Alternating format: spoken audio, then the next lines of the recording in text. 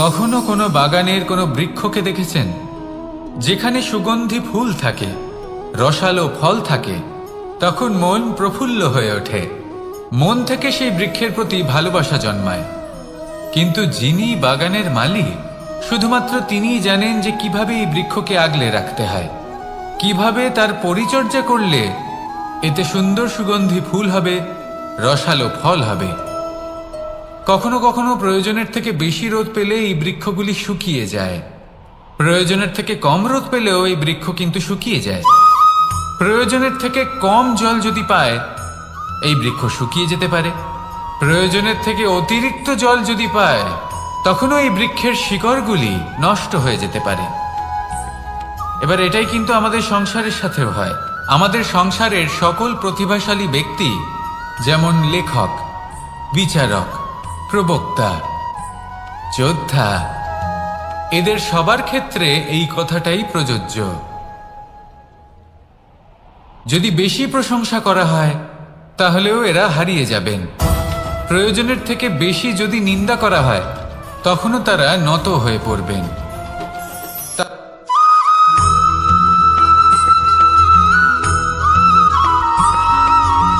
পঞ্চতত্ত্বের মধ্যে দ্বিতীয় তত্ত্ব হল ধরণী, ভূমি, যাকে আমরা ধরণী মাতা বলি। এই ধরণী ধৈর্য ধারণ করে, আর এর ওপরেই আমাদের সমগ্র সংসার নির্ভরশীল। কারণ এই ভূমি সহ্য ক্ষমতা রাখে, এর সহ্য ক্ষমতা হলো অপরিসীম। সন্তান যতই আঘাত প্রদান করুক না কেন, প্রেম পূর্বক সহ্য করে, আর তার বদলে অমূল্য রত্ন প্রদান করে। সন্তান যদি হাল চালায়, তাহলে তার বদলে তাকে অন্ন প্রদান করে। এটাই হলো ধরণী। এবার এর থেকে আমরা কি শিক্ষা পেতে পারি? এটাই যে কারোর জন্য কিছু করা বা কাউকে কিছু দেওয়া মনে কোনো কামনা ছাড়াই। আর এই কথাটা বুঝে যান, যদি কারোর জন্য কামনা না রেখে বা কোনো পাওয়ার আশা না রেখে কারোর জন্য কিছু করেন বা কারোকে কিছু দেন, যদি এটা আপনি শিখতে পারেন, তবে আপনি ভালোবাসতে শিখে গেছেন। আর সেই জন্যই এই ধরিত্রীকে মাতা বলা হয়। কারণ মাতা শুধু উনি নন যিনি গর্ভে সন্তানকে ধারণ করেন, মাতা তো উনিও যিনি জীবন বাঁচতে শেখান, যিনি জীবন বাঁচার উদাহরণ প্রদান করেন। তাহলে ধরণীর থেকে এই নিঃস্বার্থ ভাব শিখুন, নিঃস্বার্থ ভালোবাসা শিখুন, আর এই ভালোবাসার সাথেই বলুন রাধা রাধা।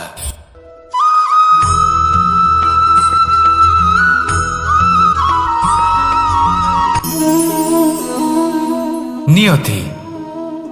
রাধা আমাকে বলে, কৃষ্ণ, যদি তুমি জানো যে নিয়তিতে কি আছে, তাহলে তাকে বদলে দাও না কেন? মহাদেব আমাকে বলেন যে শ্রীকৃষ্ণ, যদি আপনি এটা জানেন যে সাম্বের নিয়তি এটাই, তাহলে আপনি তাকে বদলানোর চেষ্টা কেন করেন? কেন? কারণ আমি একজন পিতা, আর পিতার কর্তব্য এটাই, তিনি যেন সম্ভাব্য সব চেষ্টা করেন নিজের সন্তানের মঙ্গলের জন্য। নিয়তি আমি জানি, কিন্তু এটাও আমি জানি যে কর্মের থেকে বড় আর কোনো নিয়তি হতে পারে না।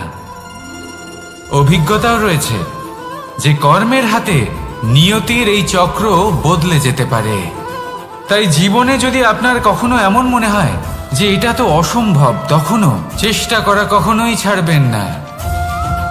কে বলতে পারে আপনারই কর্মের কোনো এক বীজ হয়তো নিয়তির চাকায় আটকে গেল, আর নিয়তিকে নিজের পথ পাল্টাতে হলো, ঠিক কিনা?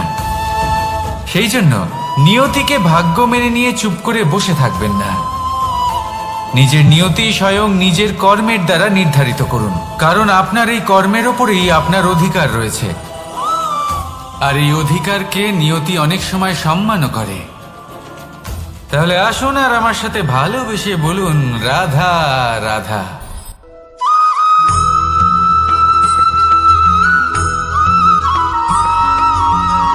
মানুষ ভাবেন যে ধন অর্জন করা হলো অত্যন্ত গুরুত্বপূর্ণ। তিনি আজীবন ধন অর্জন করতে থাকেন, ধন অর্জন করার চেষ্টা করতে থাকেন, সে যাই হয়ে যাক না কেন পরিশ্রম করতে থাকেন। স্বাস্থ্যের দিকে নজর দেন না, না উচিত সময় খাবার খান, না উচিত সময় ঘুমোতে যান, না পর্যাপ্ত সময় পর্যন্ত ঘুমন, কিছুই না। ধন অর্জন করতেই থাকেন। আর কিছু সময় পরে যখন তিনি অসংখ্য ধন লাভ করে ফেলেন, তখন তার সাথে ওনার শরীরে অনেক রোগ বাসা বাঁধে। এইসব রোগের উপচার করতে করতে সেই সমস্ত ধন যা উনি অর্জন করেছেন তা তিনি ব্যয় করে ফেলেন। শেষ পর্যন্ত কি হয়? আমরা যেভাবে এসেছি ঠিক সেইভাবেই ফিরে যাই, ধন এখানেই থেকে যায়। দেখুন, একটা অত্যন্ত গুরুত্বপূর্ণ কথা রয়েছে যে আপনার বোঝা উচিত। এই যে ধন, তার ব্যবহার করুন জীবনকে আরো ভালো করে তোলার জন্য। ধনের সদ্ব্যবহার করা উচিত, এমন যেন না হয় এই ধন আপনাকে ভোগ করে ফেলে। এই জীবনকে নিশ্চিত রূপে আরো শ্রেষ্ঠ করে তুলুন। কিন্তু এই ধন অর্জন করার এই প্রক্রিয়াতে নিজের সারা জীবনকে নষ্ট করে ফেলবেন না। এই জীবন উপভোগ করতে শিখুন, আর আমার সাথে ভালোবেসে বলুন, রাধা রাধা।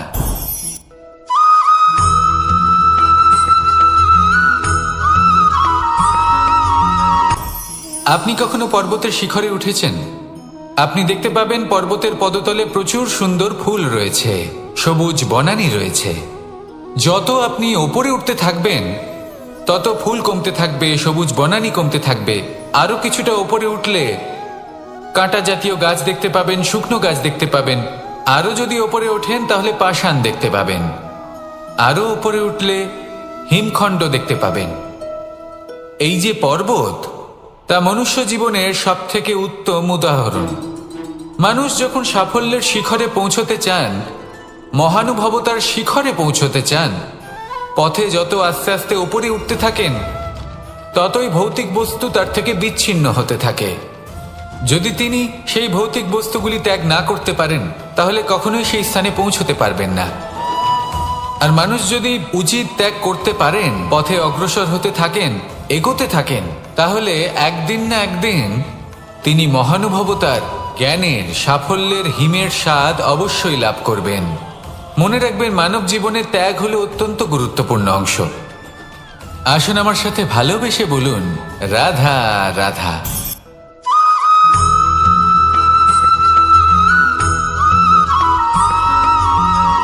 কেউ বলে জীবন খুব ক্ষণস্থায়ী, কেউ বলে জীবন হলো একটা সুন্দর স্বপ্নের মতো, আবার কেউ বলবে জীবন হলো এক কঠোর সত্য। কিন্তু জীবন আসলে কি? জীবন হলো আপনারই প্রতিবিম্ব, একটা দর্পণ। অর্থাৎ আপনি জীবনকে সেইভাবেই পাবেন যেরকম আপনি নিজেকে প্রতিপন্ন করবেন। যদি আপনি দর্পণের দিকে তাকিয়ে হাসেন তাহলে আপনি সামনে হাসি মুখী দেখতে পাবেন। এবার যদি আপনি গম্ভীর হয়ে থাকেন তাহলে আপনি একজন রুষ্ট ব্যক্তি দেখতে পাবেন। শেষে সবথেকে বেশি গুরুত্বপূর্ণ হলো আপনার চেষ্টা। আপনাকে সবসময় চেষ্টা করতে হবে যাতে আপনি নিজেকে প্রসন্ন এবং ইতিবাচক মনোভাবে রাখেন। এটা হলো আপনারই উত্তরদায়িত্ব, তাকে পালন করুন। এই মনকে প্রসন্ন রাখুন, এই সংসারকে সুন্দর বলে মনে হবে। আর এই মন প্রসন্ন হয়ে বলবে, রাধা রাধা।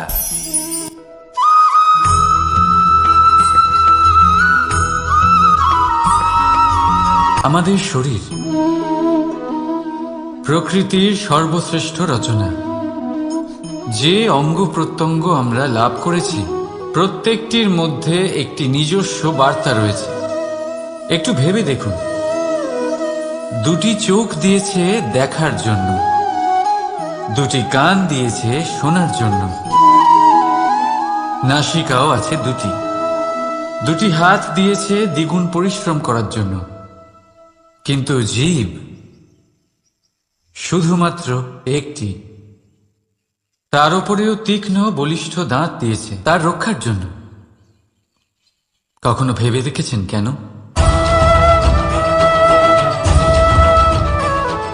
কারণ শব্দ আর শব্দের প্রয়োগ মানুষের সবচেয়ে বড় অস্ত্র, যার প্রয়োগ যত ভেবে চিন্তে করা যায় মানুষ তার জীবনে ততটাই উপরে উঠতে পারে। তাহলে মনে রাখুন, দেখুন, শুনুন আর বুঝুন বেশি, বলুন কম। রাধা রাধা।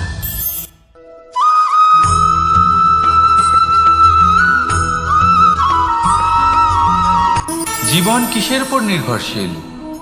ধনের উপর? বৈভবের অনুভব যদি আপনি করতে চান তাহলে তা পাবেন শুধু একতার দ্বারা, সংগঠনের দ্বারা। যদি আপনাকে উদাহরণ দিই, নিজের এই হাতটাকে দেখুন, 5টা আঙুল রয়েছে। কোনো একটা বস্তুকে নিজের একটা আঙুল দ্বারা তুলে ধরার চেষ্টা করে দেখুন, বড়ই কষ্ট হবে। তখন আপনি বুঝতে পারবেন যখন এই 5টি আঙুল একত্রিত হয় তখন কোনো কাজ কতটা সহজ হতে পারে। এটাই হলো শক্তি, একতার। সব থেকে ভালো উদাহরণ যদি আপনাকে দিই তাহলে বাঁশি। এই বাঁশি থেকে অত্যন্ত মধুর সুর নির্গত হয় যা সবার মন প্রসন্ন করে দেয়। এই কথা সত্যি, কিন্তু এই বাঁশি আমি একটা বা দুটো আঙুল দিয়ে বাজাতে পারবো না। আমাকে প্রত্যেকটা আঙুল ব্যবহার করতেই হবে, তবেই এর থেকে মধুর সুর নির্গত হবে যা সকলকে প্রসন্ন করবে, ঠিক কিনা? ঠিক এইভাবেই যদি আপনি চান যে আপনার জীবনরূপী বাঁশি থেকেও মধুর সুর নির্গত হোক বা সবার মনকে প্রসন্ন করে তুলুক, তাহলে আপনাকেও জীবনে একতা নিয়ে আসতেই হবে। আপনি একাও কর্ম করতে পারেন, পথ চলতেও পারেন, সামনেও এগোতে পারেন, সাফল্যও লাভ করতে পারেন। কিন্তু যখন সকলে একসাথে এগোবেন, সেই পথে চলবেন, সেই কর্মই করবেন, তখন লক্ষ্যে অবশ্যই পৌঁছবেন, সাফল্য অবশ্যই লাভ করবেন। কিন্তু সেই সাফল্য এবং তার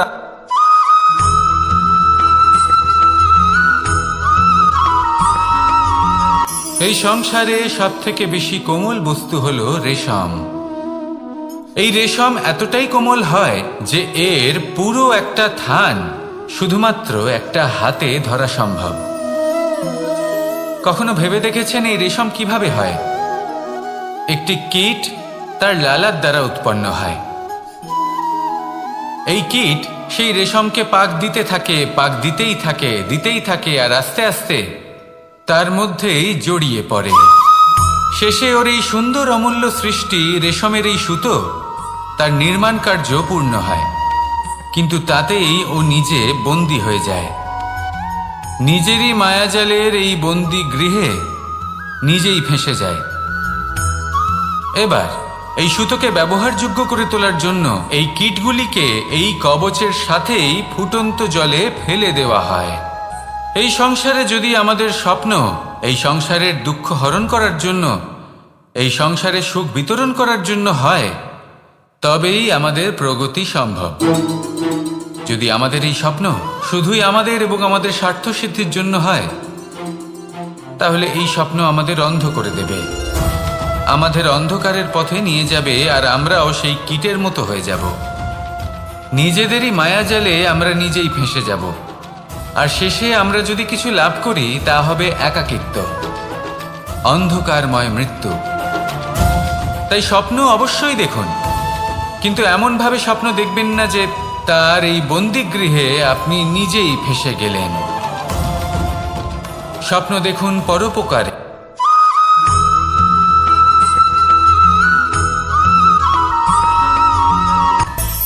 মানুষের মধ্যে একটা বিচিত্র প্রবৃত্তি থাকে, অন্য সকলের বিষয়ে, তাদের জীবনের বিষয়ে, তাদের ব্যক্তিত্বের বিষয়ে, তাদের ভবিষ্যতের বিষয়ে অনুমান করা। এটা হলো অনুচিত। কারোর অতীতকালকে দেখে লোকে ভবিষ্যৎ বলে দিতে পারেন, বর্তমানকে দেখে ভবিষ্যতের বিষয়ে অনুমান করে ফেলেন। উদাহরণ দিতে হলে বলবো, কোনো দাসকে দেখুন, ওকে দেখে লোকে বলে যে ওর ভবিষ্যৎ সেটাই হতে পারে, অনুমান করে ফেলেন। আর এই রাজাকে দেখুন, উনি তো কত সুখী হবেন, উনি তো জগতের সব থেকে অধিক সুখী মানুষ, কত সুখ সুবিধা আছে ওনার কাছে, ধারণা করে ফেলেন। তবে সত্য তো এটাই যে কারোর ব্যক্তিত্বের বিষয়ে, তাদের ভবিষ্যতের বিষয়ে আপনি পূর্ণ সত্য কখনোই বলতে পারবেন না, শুধু অনুমান করতে পারবেন। আর এই অনুমান করে সত্যি কোনো লাভ হয় না, কারণ এই কাল সেটা হলো অত্যন্ত শক্তিশালী। কালো থেকে কালোতর কয়লাকেও হিরেতে পরিণত করতে পারে। অনেক বড় বড় রাজাকেও বিদূষক বানিয়ে ফেলতে পারে এক মুহূর্তেই। তাহলে আপনি অনুমান করে কি লাভ? কি পেলেন অনুমান করে? সেই জন্য কারোর বিষয়ে কোনো অনুমান করবেন না, তার ভবিষ্যতের বিষয়ে অনুমান করতে যাবেন না, কারোর বিষয়ে কোনো ধারণা করে নেবেন না। কিছু করতে হলে ভালোবাসুন, সবার মধ্যে ভালোবাসা ছড়ান, সবার মধ্যে ধন্যাত্মক ভাব ছড়ান। এই মন প্রসন্ন হয়ে বলবে, রাধা রাধা।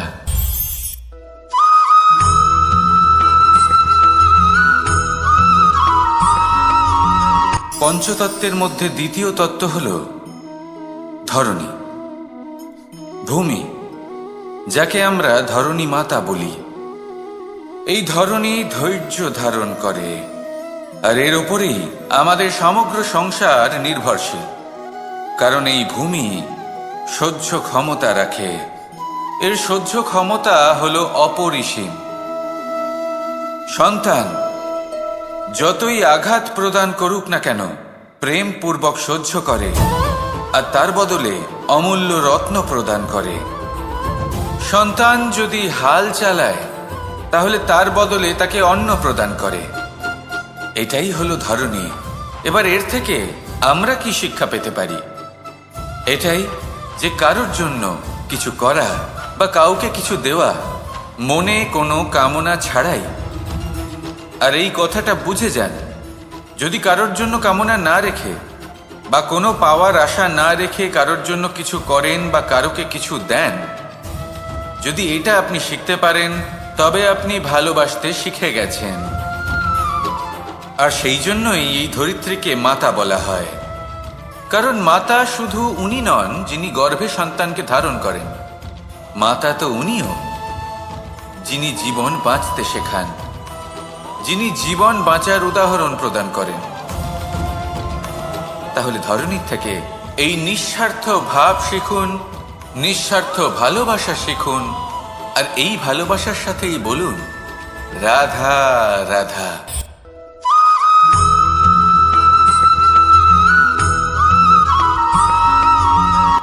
সংসারে আমাদের জীবনে যখন কোনো সুখ বা দুঃখ আসে, তার জন্য আমরা কাউকে না কাউকে অবশ্যই দায়ী করে থাকি, তাই না? এই ব্যক্তি আমাদের সাথে এরকম কাজ করেছেন, তাই আমার সাথে এমন হলো। ওই ব্যক্তি যদি এমনটা না করতেন, তাহলে আজ আমি ওই স্থানে পৌঁছতে পারতাম। সবই আপনার দৃষ্টিভঙ্গির ওপর নির্ভরশীল। আর যদি আপনার দৃষ্টিভঙ্গি এমন হয়, তাহলে তা অনুচিত। সত্যি কথা বলতে, এই সংসারে ভিন্ন ভিন্ন ধরনের মানুষ আছে। এটা আপনার উপর নির্ভর করছে কিভাবে তাদের স্বাগত জানাবেন। একবার ভাবুন, আমি আমার দুটো হাত সামনে নিয়ে এলাম, দুটো মুঠো খুলে দিলাম। দুই প্রকারের মানুষ আসবেন, কিছু না কিছু দিয়ে যাবেন। এই মুঠো যদি আমি বন্ধ করে দিই, তাহলে না কেউ আমাকে কিছু দিতে পারবে, না আমার কিছু যাবে আসবে। নিশ্চয়ই বুঝতে পারছেন এই দুই ধরনের ব্যক্তি কারা এবং তারা কি দিয়ে যান। আমি যদি নিজের মুঠো খুলে দিই, তাহলে কিছু ভালো মানুষ আসবেন, আমাকে আনন্দ, সন্তুষ্টি, জ্ঞান প্রদান করে যাবেন, ভালো অভিজ্ঞতা দিয়ে যাবেন। কোনো খারাপ ব্যক্তি যদি আসেন, তাহলে তিনিও খারাপ অভিজ্ঞতা দেবেন, যার থেকে আমি শিক্ষা লাভ করব। এই সব কিছু আমি লাভ করতে পারি। মুঠো যদি বন্ধ করে রাখি, তাহলে আমি কিছুই পাবো না। দেখুন, এই সংসারে প্রত্যেকের জীবনে এইরকম। প্রত্যেকের জীবনে সবকিছুই আছে, ভালো খারাপ দুই মানুষই আছে। ভালো অভিজ্ঞতা আছে, খারাপ অভিজ্ঞতা আছে। নির্ভর করছে আপনার ওপর যে আপনি কি করবেন, এনাদের স্বাগত কিভাবে জানাবেন, কার থেকে কি বুঝবেন, কি শিখতে পারবেন, আর কোন দৃষ্টিভঙ্গি নিয়ে অগ্রসর হবেন। এটাই নির্ধারণ করবে যে আপনার জীবন কেমন হবে। আসুন আমার সাথে ভালোবেসে বলুন, রাধা রাধা।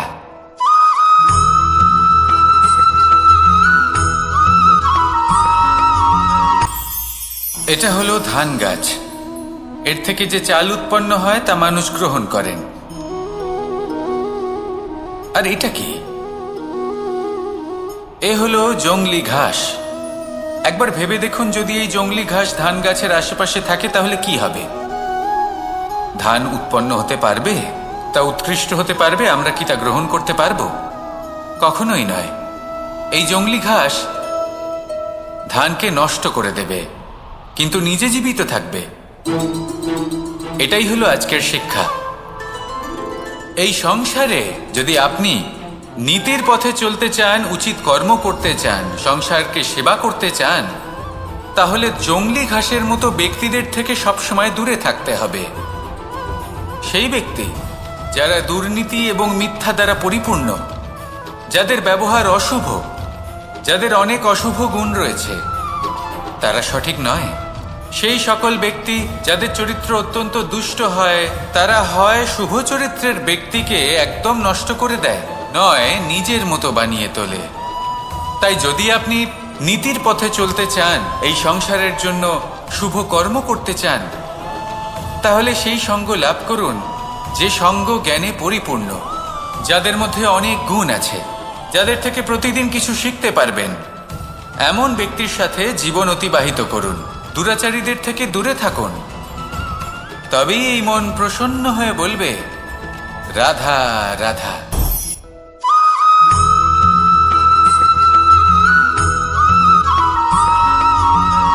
মানুষের মানসিকতা এমন হয় যে সে যতটা করে আশা করে যে তার থেকে অনেক বেশি তার বদলে সে পাবে। দেখুন, সবকিছুই আপনার ভাবনা চিন্তার উপর নির্ভর করছে। আপনি যদি ফলের বিষয়ে ভেবে কর্ম করতে থাকেন, তাহলে সেটা অনুচিত। জীবনের আসল আনন্দ হলো নিজের কর্ম করতে থাকা, ফলের চিন্তা করা উচিত নয়। যদি আপনি এরকম ভাবেন যে আমি এতটা করছি, আমার এতটা পাওয়া উচিত, সেই ভাবনা অনুচিত। যদি আপনি সেবার মানসিকতা নিয়ে কর্ম করতে থাকেন, কর্মচক্রে প্রবাহিত হন, যদি আপনি এমন ভাবনা রাখেন যে আমি এতটা পাচ্ছি, তাই এর থেকে অনেক বেশি আমি কর্ম করব, তাহলে নিশ্চিত রূপে আপনি যতটা করছেন তার থেকে অনেক বেশি আপনি পাবেন। আপনার আশার থেকে অনেক বেশি আপনি পাবেন। শুধু জীবনে অনেক বেশি কাজ করতে থাকুন, ফলের চিন্তা করবেন না। আর মনে রাখবেন, এই ভাবনাই সব থেকে বড় বীজ। কর্মের উপর বিশ্বাস রাখুন।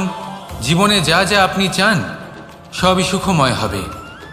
আসুন আর আমার সাথে ভালোবেসে বলুন, রাধা রাধা।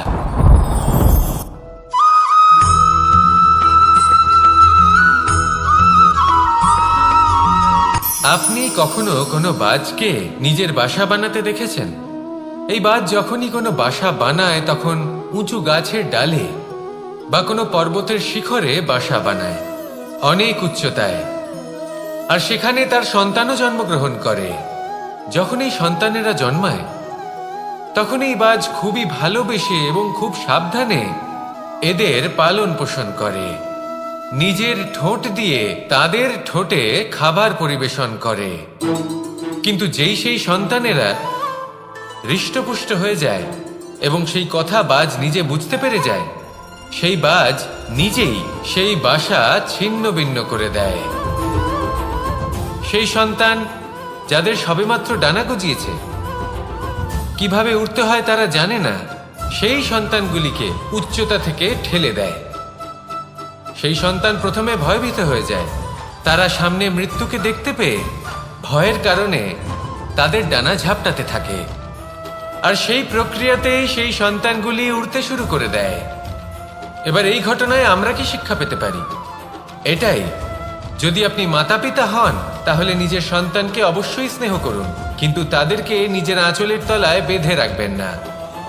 যদি আপনি চান আপনার সন্তান জীবনে উন্নতি করুক, তাহলে নিজের মুঠো থেকে তাদের স্বতন্ত্র করে দিন। এই সংসারে সংঘর্ষ করতে দিন। সেই সন্তান নিজেই বুঝতে পারবে যে জন্মের সময় পাওয়া ডানা কি করে ব্যবহার করতে হয়। আর আপনার চোখের সামনে আপনার সন্তান এই আকাশে উড়তে থাকবে। তাহলে আসুন আমার সাথে ভালোবেসে বলুন, রাধা রাধা।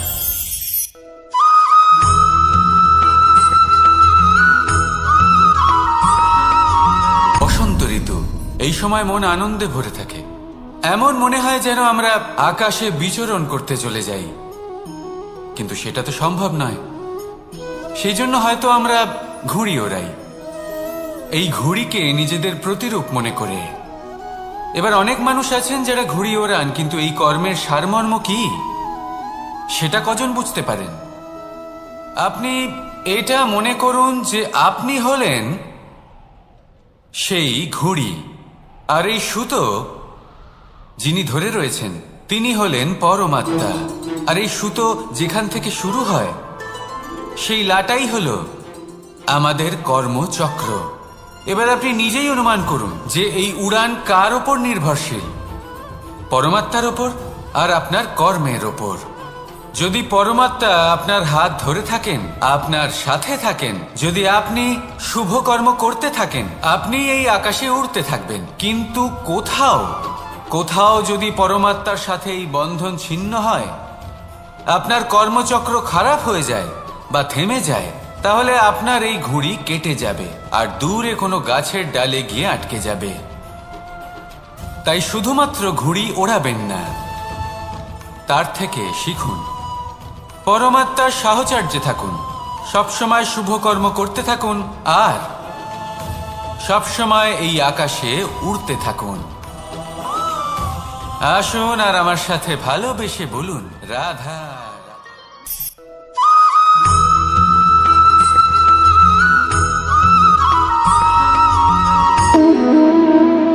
সম্পর্ক হলো আমাদের জীবনের একটি আধার।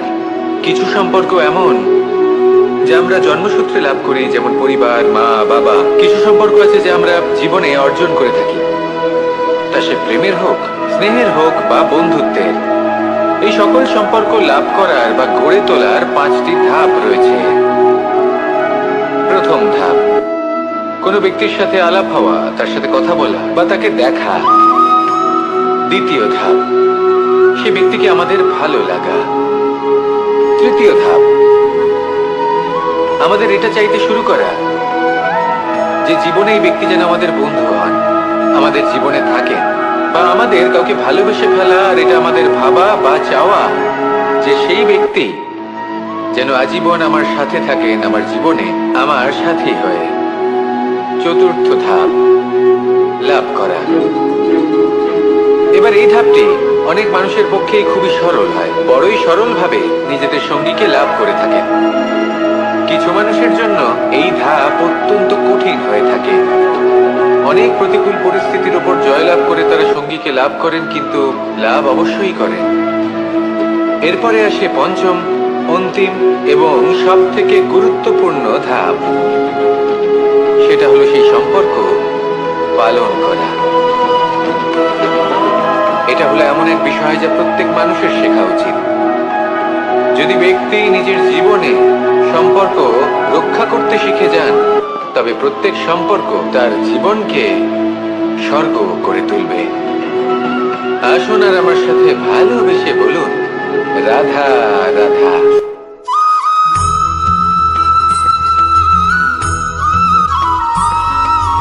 জীবনে যখন কোনো ব্যক্তি নিজের লক্ষ্য প্রাপ্তির জন্য নিরন্তর পরিশ্রম করতে থাকেন, চেষ্টা করতে থাকেন, তখন তিনি কষ্ট অনুভব করেন। কখনো শারীরিক কষ্ট, কখনো মানসিক কষ্ট। এবার উনি এটা ভাবতে থাকেন যে আমি কি উচিত করছি নাকি অনুচিত করছি। কারণ অন্যদিকে এমন একজন ব্যক্তিও আছেন যিনি একদমই পরিশ্রম চেষ্টা করছেন না। তিনি মদিরা পান করেন, বিলাসিতায় জীবন কাটান, অলস প্রকৃতির হয়ে ওঠেন, নিদ্রাতে বিলীন হয়ে থাকেন আর ভাবেন যে তিনি সুখ লাভ করছেন। কিন্তু এরকম কেন হয়? কারণ যখন আমরা সৎ পথে থাকি, উচিত পথে চলি, লক্ষ্য প্রাপ্ত করার জন্য চেষ্টা করতে থাকি, তখন আমাদের ভেতরে থাকা নেতিবাচক শক্তি এবং পাপ এই দেহকে ত্যাগ করে দেয়। আর এই অনুভূতিটাই আমাদের দুঃখের অনুভূতি দেয়, কষ্ট দেয়।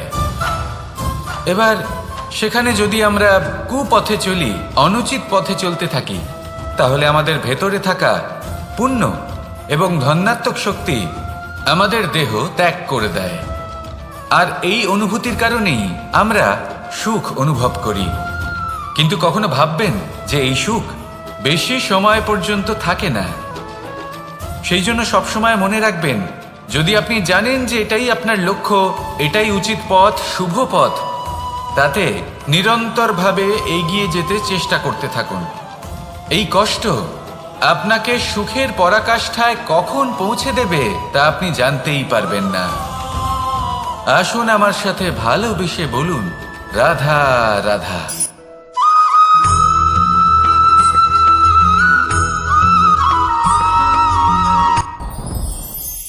সাথী। সাথী এই শব্দটির ব্যাখ্যা কে কিভাবে করে? মিত্র, সখা, বন্ধু। কিন্তু অর্থ একটাই, তিনি যিনি আপনার সঙ্গী হন আর তিনি যার সাথী আপনি হন। এবার সব থেকে বড় প্রশ্ন হলো এটাই যে তিনি কে হতে পারেন যাকে আপনি আপনার সাথী বলে মেনে নিতে পারেন, নিজের সখা, নিজের মিত্র, নিজের বন্ধু মেনে নিতে পারেন। আপনার সাথী হলেন তিনি যিনি দুঃখের সময় আপনার পাশে থাকবেন, আপনার হাত ধরে থাকবেন। আপনার সাথী হলেন তিনি যার হাত আপনি নিজের সুখের দিনে ধরে থাকবেন। সেই সাথীরই হাত ধরুন যিনি দুঃখে সবসময় আপনাকে সাহায্য করার জন্য তৎপর হয়ে থাকেন, আপনার পাশে থাকেন, আর যাকে সুখের দিনে আপনি আপনার সাথে রাখতে পারেন। আর যখন আপনার সাথে আপনার এই সাথী থাকবে তখন আপনি এটা বুঝবেন যে যখন জীবনে দুঃখ আসে তখন এই দুঃখ কমে যায়, সবার মধ্যে ভাগ হয়ে যায়। আর যদি তখন সুখ আসে তাহলে সেটা সবার উপস্থিতিতে আরো বেড়ে যায়। এটাই হলো প্রেম, এটাই হলো ভালোবাসা, এটাই হলো সঙ্গ। যেমন সম্পর্ক আমার আর রাধার মাঝে। তাহলে আসুন আর আমার সাথে ভালোবেসে বলুন, রাধা রাধা।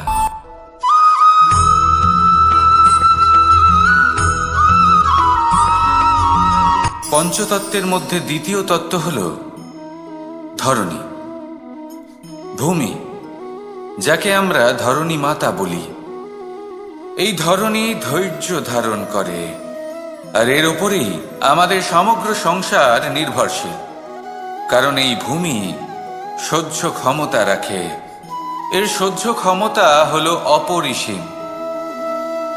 সন্তান যতই আঘাত প্রদান করুক না কেন প্রেম পূর্বক সহ্য করে, আর তার বদলে অমূল্য রত্ন প্রদান করে। সন্তান যদি হাল চালায় তাহলে তার বদলে তাকে অন্ন প্রদান করে। এটাই হলো ধরণী। এবার এর থেকে আমরা কি শিক্ষা পেতে পারি? এটাই যে কারোর জন্য কিছু করা বা কাউকে কিছু দেওয়া মনে কোনো কামনা ছাড়াই। আর এই কথাটা বুঝে যান, যদি কারোর জন্য কামনা না রেখে বা কোনো পাওয়ার আশা না রেখে কারোর জন্য কিছু করেন বা কারোকে কিছু দেন, যদি এটা আপনি শিখতে পারেন তবে আপনি ভালোবাসতে শিখে গেছেন। আর সেই জন্যই এই ধরিত্রীকে মাতা বলা হয়। কারণ মাতা শুধু উনি নন যিনি গর্ভে সন্তানকে ধারণ করেন, মাতা তো উনিও যিনি জীবন বাঁচতে শেখান, যিনি জীবন বাঁচার উদাহরণ প্রদান করেন। তাহলে ধরণীর থেকে এই নিঃস্বার্থ ভাব শিখুন, নিঃস্বার্থ ভালোবাসা শিখুন, আর এই ভালোবাসার সাথেই বলুন, রাধা রাধা।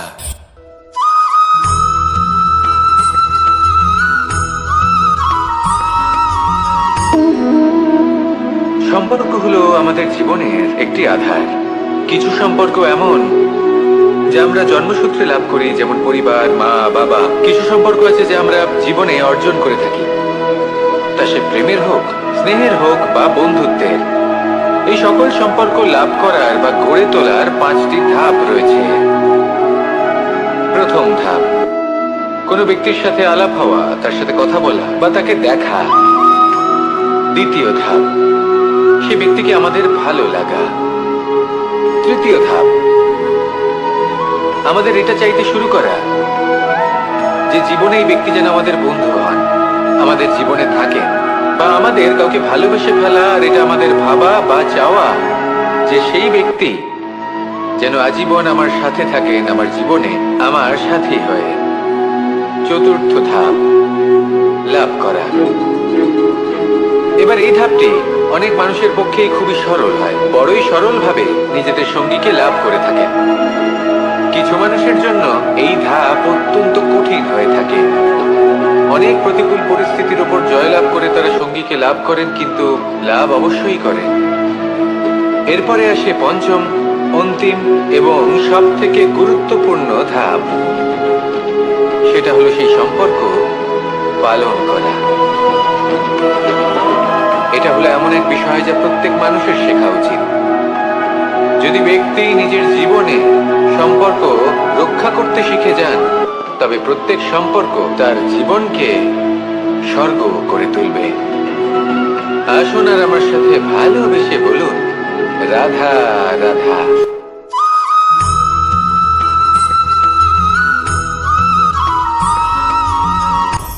আপনি কখনো পর্বতের শিখরে উঠেছেন? আপনি দেখতে পাবেন পর্বতের পদতলে প্রচুর সুন্দর ফুল রয়েছে, সবুজ বনানী রয়েছে। যত আপনি ওপরে উঠতে থাকবেন তত ফুল কমতে থাকবে, সবুজ বনানী কমতে থাকবে। আরো কিছুটা ওপরে উঠলে কাঁটা জাতীয় গাছ দেখতে পাবেন, শুকনো গাছ দেখতে পাবেন। আরো যদি ওপরে ওঠেন তাহলে পাষাণ দেখতে পাবেন। আরো ওপরে উঠলে হিমখণ্ড দেখতে পাবেন। এই যে পর্বত, তা মনুষ্য জীবনের সবথেকে উত্তম উদাহরণ। মানুষ যখন সাফল্যের শিখরে পৌঁছতে চান, মহানুভবতার শিখরে পৌঁছতে চান, পথে যত আস্তে আস্তে উপরে উঠতে থাকেন, ততই ভৌতিক বস্তু তার থেকে বিচ্ছিন্ন হতে থাকে। যদি তিনি সেই ভৌতিক বস্তুগুলি ত্যাগ না করতে পারেন, তাহলে কখনোই সেই স্থানে পৌঁছতে পারবেন না। আর মানুষ যদি উচিত ত্যাগ করতে পারেন, পথে অগ্রসর হতে থাকেন, এগোতে থাকেন, তাহলে একদিন না একদিন তিনি মহানুভবতার, জ্ঞানের, সাফল্যের হিমের স্বাদ অবশ্যই লাভ করবেন। মনে রাখবেন, মানব জীবনে ত্যাগ হলো অত্যন্ত গুরুত্বপূর্ণ অংশ। আসুন আমার সাথে ভালোবেসে বলুন, রাধা রাধা।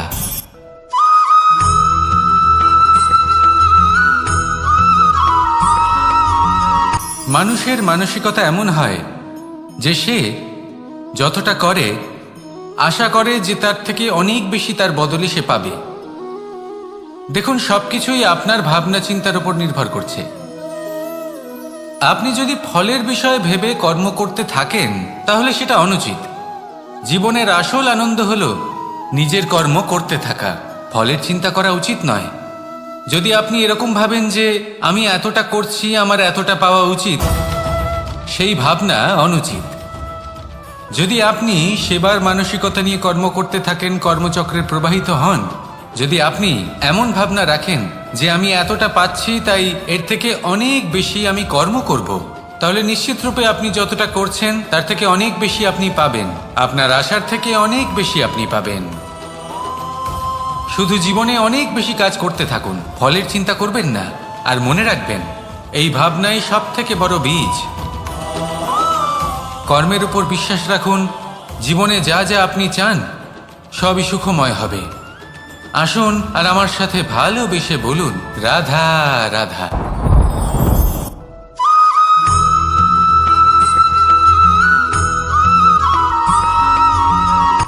সূচের শেষে একটি ছিদ্র থাকে, যার দ্বারা আমরা এই সুতো পরাতে পারি। আর তারপর সূচের সাহায্যে এই সুতো দিয়ে বস্ত্র সেলাই করা যায়।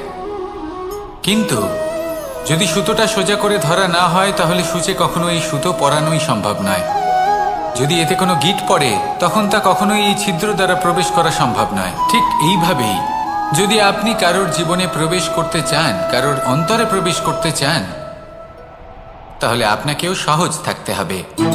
এতে কোনো গিঁট থাকলে চলবে না, অর্থাৎ মনে যাতে কোনো মালিন্য না থাকে, যেন কোনো কুচিন্তা না থাকে। যদি এসব থাকে, তাহলে আপনি কখনো কারোর জীবনে প্রবেশ করতে পারবেন না। আর যদি কোনোভাবে আপনি প্রবেশ করেও যান, তাহলে তার মনে ঘর করতে পারবেন না।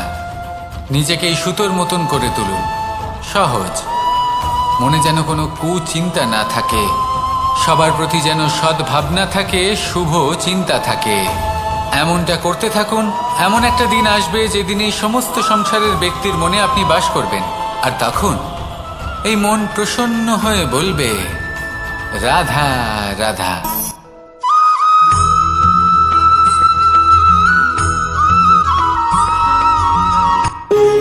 যখন মানুষের মৃত্যু হয়, তখন কি হয়? অনেক সংখ্যক মানুষ শোক পালন করতে চলে আসেন। যে ব্যক্তি মৃত্যু লাভ করেছেন, তার অনেক বস্তু থাকে যেগুলো তার প্রিয়, যেগুলো তিনি ব্যবহার করেছেন। তার শয্যা, তার বস্ত্র, তার আভূষণ, সবকিছু তার থেকে বিচ্ছিন্ন করা হয় এবং খালি হাতে তাকে শ্মশানের উদ্দেশ্যে রওনা করা হয়। আমি আপনাকে এই প্রশ্ন করতে চাই, আপনি এই সংসারে কি অর্জন করেছেন? ধন সম্পত্তি, বস্ত্র, আভূষণ, এই সব কিছু যে আপনি অর্জন করেছেন, আপনার মৃত্যুর পরে তা আপনার থেকে দূর হয়ে যাবে। এর উত্তর হলো একটাই, আপনার কর্ম। শুধু সেটাই আছে যা একান্ত আপনার, আর শুধু সেটাই এই সংসার থেকে চলে যাওয়ার পরেও সংসারেই জীবিত থাকবে। যদি আপনি দুষ্কর্ম করেন, তাহলে এই সংসার আপনাকে একটি অনুচিত উদাহরণ হিসেবে মনে রাখবে যে এই ব্যক্তি খুব পাপী ছিল, অনুচিত কর্ম করতেন। যে পথে তিনি চলেছেন সেই পথে কারোর চলা উচিত নয়। সেখানেই যদি আপনি সৎকর্ম করেন, তাহলে সংসার চিরকাল এটাই বলবে যে খুব ভালো মানুষ ছিলেন, সবাইকে ভালোবাসতেন, সবাইকে সাহায্য করতেন, আমার খুব প্রিয় মানুষ ছিলেন। এটাই হলো শ্রেষ্ঠ কর্ম। সেই জন্য জীবনে শুধুমাত্র ধন সম্পত্তি আভূষণ এই সব অর্জন করতে গিয়ে নিজের মনোনিবেশ করবেন না। শ্রেষ্ঠ কর্ম করুন। সংসার থেকে চলে যাওয়ার পরেও এই কর্মই এই সংসারে আপনাকে জীবিত রাখবে। আসুন আমার সাথে ভালোবেসে বলুন, রাধা রাধা।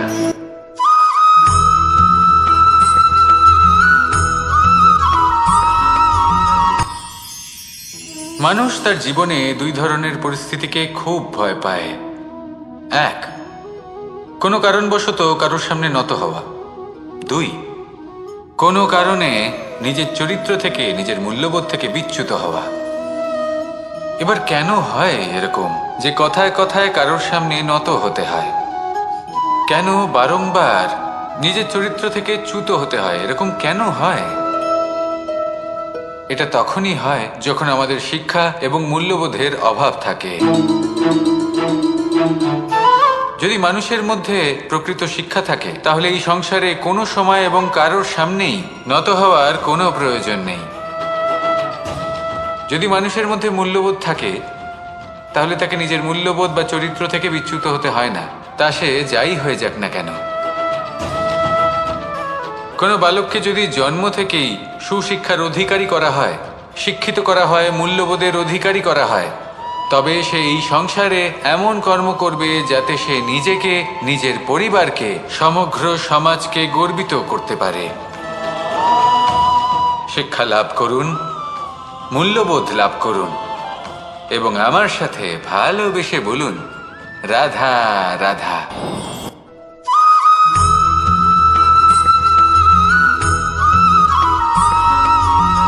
কথায় আছে যে এমন কোনো অক্ষর নেই যার দ্বারা কোনো মন্ত্র হয় না।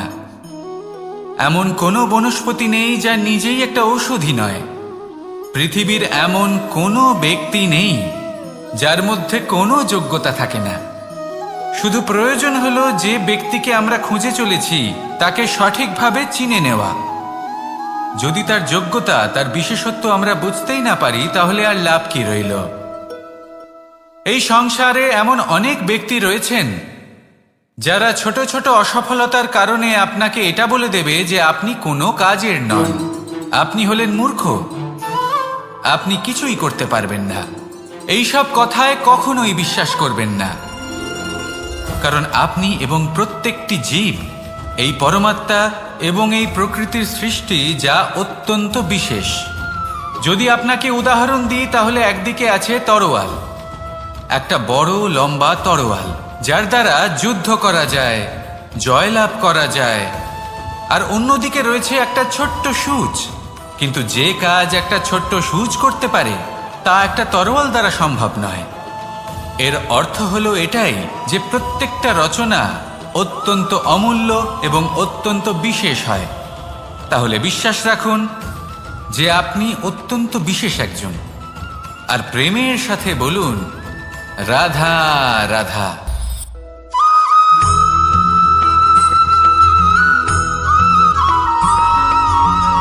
এই সংসারে কোনো বস্তু হোক বা ব্যক্তি হোক, তার একার গুরুত্ব কিন্তু খুব বেশি নয়। একটা উদাহরণ হিসেবে বৃষ্টির ফোঁটাকে ভেবে দেখুন। যদি একটি বৃষ্টির ফোঁটা হয়, তাহলে তার খুব বেশি গুরুত্ব থাকে না। কিন্তু যখন সহস্র বৃষ্টির ফোঁটা মেঘের মধ্যে দিয়ে ঝরে পড়ে, তখন সেটা বর্ষার রূপ ধারণ করে। সেই বর্ষা যা এই প্রকৃতিকে শান্ত করে। সেইভাবেই পাথরের ছোট টুকরো তার খুব বেশি গুরুত্ব থাকে না, কিন্তু যখন অসংখ্য পাথরের টুকরো একত্রিত হয় তখন তা পর্বতের আকার ধারণ করে। সেইভাবেই কিছু মানুষ যখন একত্রিত হন তখন তৈরি হয় পরিবার, কিছু পরিবার যখন একত্রিত হয় তখন তৈরি হয় সমাজ, যখন অনেক সংখ্যক সমাজ একত্রিত হয় তখন তৈরি হয় রাজ্য। এবার এই রাজ্যের সবথেকে গুরুত্বপূর্ণ ব্যক্তি হতে পারেন রাজা, কিন্তু তাও সেই রাজা একা কিছু করতে পারেন না। যুদ্ধ লড়ার সময় তারও নিজের সৈন্যদলকে প্রয়োজন পড়ে। কিন্তু এই সংসারে এমন একজন ব্যক্তি আছেন যিনি একাই সব কাজ করতে থাকেন, এবং সেই ব্যক্তি হলেন মা। আমাদের জীবনে একজন পিতার ভূমিকা কিন্তু নিঃসন্দেহে অমূল্য, কিন্তু আমাদের সকলের জীবনে যে ভূমিকা একজন মায়ের তা অন্য কারোর থাকে না। একজন মা একাই সন্তানকে বড় করতে পারেন, সংস্কারী করে তুলতে পারেন, তার জন্য পরিশ্রম করেন। আর এত কিছু কাজ করার পরেও তার কাজের জন্য তিনি প্রশংসা অবশ্য পান না। উল্টে যদি সেই সন্তান অনুচিত পথে চালিত হয়, অনুচিত কর্ম করে, তখন সেই মাকেই অপবাদের পাত্র হয়ে উঠতে হয়। আমাদের জীবনে মায়ের যোগদান কতটা সেটা বুঝুন। আপনাকে বড় করে তোলার জন্য উনি কতটা পরিশ্রম করেছেন সেটা বুঝুন। আজ থেকে, এখন থেকে, এই মুহূর্ত থেকে মাকে সম্মান করতে শিখুন। যখন সময় পাবেন, যখন সুযোগ হবে, তখন তার প্রশংসা করুন, ওনারও ভালো লাগবে। আর মায়ের এই মমতার জন্য, তার এই ভূমিকার জন্য আসুন সবাই মিলে আমরা তাকে প্রণাম করি, আর সকলে মিলে ভালোবেসে বলি, রাধা রাধা।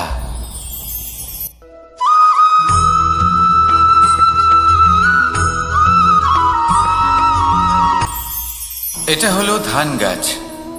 এর থেকে যে চাল উৎপন্ন হয় তা মানুষ গ্রহণ করেন। আর এটা কি? এ হলো জংলি ঘাস।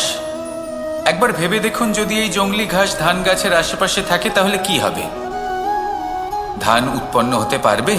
তা উৎকৃষ্ট হতে পারবে? আমরা কি তা গ্রহণ করতে পারবো? কখনোই নয়। এই জংলি ঘাস ধানকে নষ্ট করে দেবে, কিন্তু নিজে জীবিত থাকবে। এটাই হলো আজকের শিক্ষা। এই সংসারে যদি আপনি নীতির পথে চলতে চান, উচিত কর্ম করতে চান, সংসারকে সেবা করতে চান, তাহলে জংলি ঘাসের মতো ব্যক্তিদের থেকে সবসময় দূরে থাকতে হবে। সেই ব্যক্তি যারা দুর্নীতি এবং মিথ্যা দ্বারা পরিপূর্ণ, যাদের ব্যবহার অশুভ, যাদের অনেক অশুভ গুণ রয়েছে, তারা সঠিক নয়। সেই সকল ব্যক্তি যাদের চরিত্র অত্যন্ত দুষ্ট হয়, তারা হয় শুভ চরিত্রের ব্যক্তিকে একদম নষ্ট করে দেয়, নয় নিজের মতো বানিয়ে তোলে। তাই যদি আপনি নীতির পথে চলতে চান, এই সংসারের জন্য শুভ কর্ম করতে চান, তাহলে সেই সঙ্গ লাভ করুন যে সঙ্গ জ্ঞানে পরিপূর্ণ, যাদের মধ্যে অনেক গুণ আছে, যাদের থেকে প্রতিদিন কিছু শিখতে পারবেন। এমন ব্যক্তির সাথে জীবন অতিবাহিত করুন, দুরাচারীদের থেকে দূরে থাকুন। তবেই এই মন প্রসন্ন হয়ে বলবে, রাধা রাধা।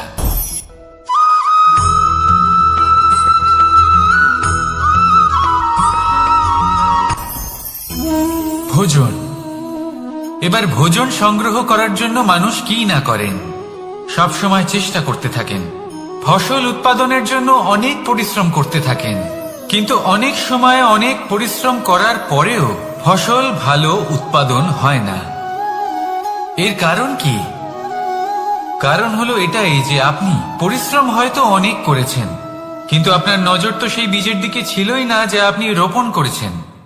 সেই জন্য সব সময় কোনো বীজ রোপণ করার আগে তাকে পরখ করে দেখুন, তা অত্যন্ত আবশ্যক।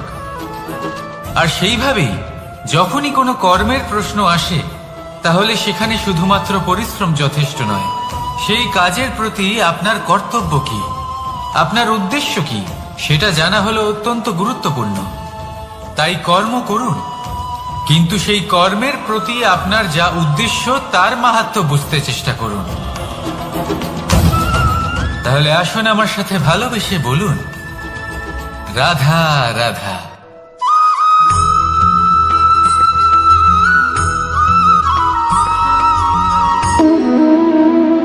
সম্পর্ক হলো আমাদের জীবনের একটি আধার। কিছু সম্পর্ক এমন যা আমরা জন্মসূত্রে লাভ করি, যেমন পরিবার, মা বাবা। কিছু সম্পর্ক আছে যা আমরা জীবনে অর্জন করে থাকি, তা সে প্রেমের হোক, স্নেহের হোক বা বন্ধুত্বের। এই সকল সম্পর্ক লাভ করার বা গড়ে তোলার 5টি ধাপ রয়েছে। প্রথম ধাপ, কোনো ব্যক্তির সাথে আলাপ হওয়া, তার সাথে কথা বলা বা তাকে দেখা। দ্বিতীয় ধাপ, সে ব্যক্তিকে আমাদের ভালো লাগা। তৃতীয় ধাপ, আমাদের এটা চাইতে শুরু করা যে জীবনে এই ব্যক্তি যেন আমাদের বন্ধু হন, আমাদের জীবনে থাকেন, বা আমাদের কাউকে ভালোবেসে ফেলা। আর এটা আমাদের ভাবা বা চাওয়া যে সেই ব্যক্তি যেন আজীবন আমার সাথে থাকেন, আমার জীবনে আমার সাথী হয়ে। চতুর্থ ধাপ, লাভ করা। এবার এই ধাপটি অনেক মানুষের পক্ষেই খুবই সরল হয়, বড়ই সরলভাবে নিজেদের সঙ্গীকে লাভ করে থাকেন। কিছু মানুষের জন্য এই ধাপ অত্যন্ত কঠিন হয়ে থাকে। অনেক প্রতিকূল পরিস্থিতির উপর জয়লাভ করে তারা সঙ্গীকে লাভ করেন, কিন্তু লাভ অবশ্যই করেন। এরপরে আসে পঞ্চম, অন্তিম এবং সব থেকে গুরুত্বপূর্ণ ধাপ। সেটা হলো সেই সম্পর্ক পালন করা। এটা হলো এমন এক বিষয় যা প্রত্যেক মানুষের শেখা উচিত। যদি ব্যক্তি নিজের জীবনে সম্পর্ক রক্ষা করতে শিখে যান, তবে প্রত্যেক সম্পর্ক তার জীবনকে স্বর্গ করে তুলবে। আসুন আর আমার সাথে ভালোবেসে বলুন, রাধা রাধা।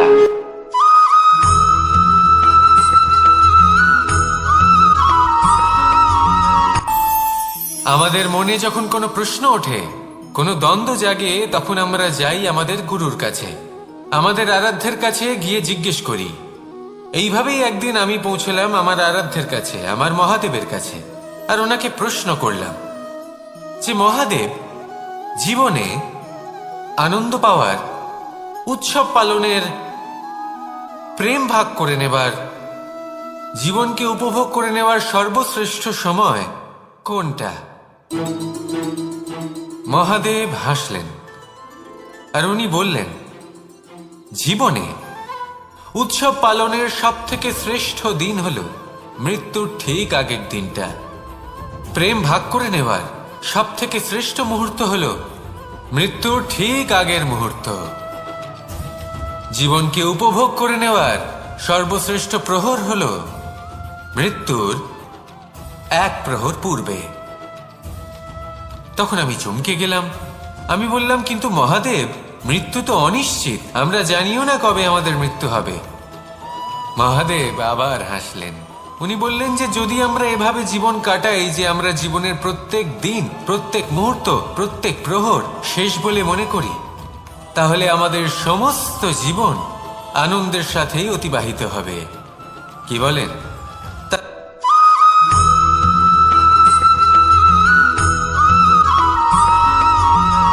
এই সংসারে কোনো বস্তু হোক বা ব্যক্তি হোক, তার একার গুরুত্ব কিন্তু খুব বেশি নয়। একটা উদাহরণ হিসেবে বৃষ্টির ফোঁটাকে ভেবে দেখুন। যদি একটি বৃষ্টির ফোঁটা হয় তাহলে তার খুব বেশি গুরুত্ব থাকে না, কিন্তু যখন সহস্র বৃষ্টির ফোঁটা মেঘের মধ্যে দিয়ে ঝরে পড়ে, তখন সেটা বর্ষার রূপ ধারণ করে। সেই বর্ষা যা এই প্রকৃতিকে শান্ত করে। সেইভাবেই পাথরের ছোট টুকরো, তার খুব বেশি গুরুত্ব থাকে না, কিন্তু যখন অসংখ্য পাথরের টুকরো একত্রিত হয় তখন তা পর্বতের আকার ধারণ করে। সেইভাবেই কিছু মানুষ যখন একত্রিত হন তখন তৈরি হয় পরিবার, কিছু পরিবার যখন একত্রিত হয় তখন তৈরি হয় সমাজ, যখন অনেক সংখ্যক সমাজ একত্রিত হয় তখন তৈরি হয় রাজ্য। এবার এই রাজ্যের সব থেকে গুরুত্বপূর্ণ ব্যক্তি হতে পারেন রাজা, কিন্তু তাও সেই রাজা একা কিছু করতে পারেন না। যুদ্ধ লড়ার সময় তারও নিজের সৈন্যদলকে প্রয়োজন পড়ে। কিন্তু এই সংসারে এমন একজন ব্যক্তি আছেন যিনি একাই সব কাজ করতে থাকেন। এবং সেই ব্যক্তি হলেন মা। আমাদের জীবনে একজন পিতার ভূমিকা কিন্তু নিঃসন্দেহে অমূল্য, কিন্তু আমাদের সকলের জীবনে যে ভূমিকা একজন মায়ের তা অন্য কারোর থাকে না। একজন মা একাই সন্তানকে বড় করতে পারেন, সংস্কারী করে তুলতে পারেন, তার জন্য পরিশ্রম করেন। আর এত কিছু কাজ করার পরেও তার কাজের জন্য তিনি প্রশংসা অবশ্য পান না। উল্টে যদি সেই সন্তান অনুচিত পথে চালিত হয়, অনুচিত কর্ম করে, তখন সেই মাকেই অপবাদের পাত্র হয়ে উঠতে হয়। আমাদের জীবনে মায়ের যোগদান কতটা সেটা বুঝুন। আপনাকে বড় করে তোলার জন্য উনি কতটা পরিশ্রম করেছেন সেটা বুঝুন। আজ থেকে, এখন থেকে, এই মুহূর্ত থেকে মাকে সম্মান করতে শিখুন। যখন সময় পাবেন, যখন সুযোগ হবে, তখন তার প্রশংসা করুন, ওনারও ভালো লাগবে। আর মায়ের এই মমতার জন্য, তার এই ভূমিকার জন্য আসুন সবাই মিলে আমরা তাকে প্রণাম করি, আর সকলে মিলে ভালোবেসে বলি, রাধা রাধা।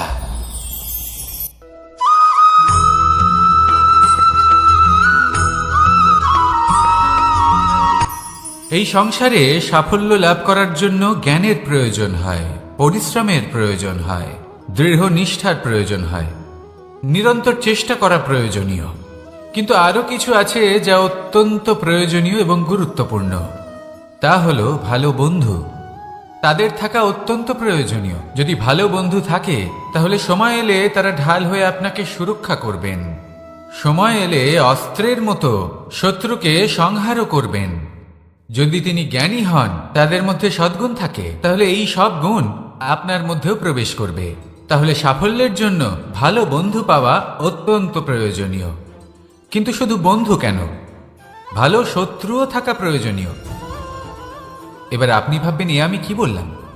যদি আপনার জীবনেও ভালো অর্থাৎ শক্তিশালী শত্রু থাকে, তাহলে আপনিও শক্তিশালী হতে থাকবেন। এই শত্রু আপনাকে প্রেরিত করবে আরো বেশি শক্তিশালী হয়ে ওঠার। কখনো কোনো হরিণকে দেখুন, তীব্র গতিতে দৌড়তে থাকে। কেন তীব্র গতিতে দৌড়য়? এই কারণে নয় যে কোথাও তার জন্য মধুর ঘাস অপেক্ষা করে রয়েছে, না। সে এই কারণে তীব্র গতিতে দৌড়য় কারণ সেটা না করলে তার পেছনে একটি সিংহ আছে যে ওকে নিজের ভোজন করে ফেলবে। তাই জীবনে বিপদ, সংকট, এই সব কিছুও হলো অত্যন্ত গুরুত্বপূর্ণ। তার সম্মুখীন হতে শিখুন, আর আমার সাথে ভালোবেসে বলুন, রাধা রাধা।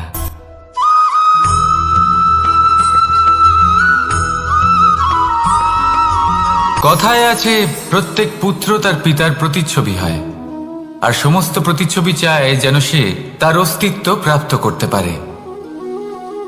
পুত্র চায় সে যেন তার পিতার মতো হয়, বা কখনো কখনো তার থেকেও শ্রেষ্ঠ হয়। সেটা কোনো অনুচিত ব্যাপার নয়। অনুচিত তখন হয় যখন পুত্র নিজের পিতার মতো হবার স্বপ্ন পূরণ করতে গিয়ে বা তার থেকেও শ্রেষ্ঠ হওয়ার স্বপ্ন পূরণে অনুচিত পথের আশ্রয় নেয়। কারণ তারপরে সে তার পিতার গুণগুলি আত্মসাৎ করতে চায় না। সে শুধুই এটা চায় যে সংসারের চোখে যেন আমি শ্রেষ্ঠ প্রমাণিত হই। এটা অনুচিত। সংসারে এমন অনেক মানুষ আছেন যারা এই কারণে শ্রেষ্ঠ হওয়ার চেষ্টা করেন যাতে তার পরিবারের, তার পিতার সম্মান বৃদ্ধি পায়। এমনও মানুষ থাকেন, আর এটাই হলো পার্থক্য উদ্দেশ্যের। মনে রাখবেন, যদি আপনার উদ্দেশ্য শুভ হয় তাহলে পথও শুভ হবে, যদি আপনার উদ্দেশ্য অশুভ হয় তাহলে পথও অশুভ হবে। তাহলে নিজের পিতার মতো হবার চেষ্টা অবশ্যই করুন, তার থেকেও শ্রেষ্ঠ হওয়ার চেষ্টা অবশ্যই করুন, কিন্তু মনে রাখবেন আপনার সংকল্প আর আপনার উদ্দেশ্য এই দুই শুভ হওয়া উচিত। তাহলে আসুন আর আমার সাথে ভালোবেসে বলুন, রাধা রাধা।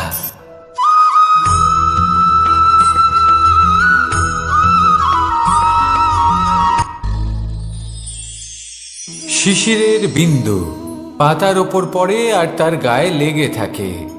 পাতা তাকে শুষে নিতে পারে না, আর শেষ পর্যন্ত সে ঝরে পড়ে যায়।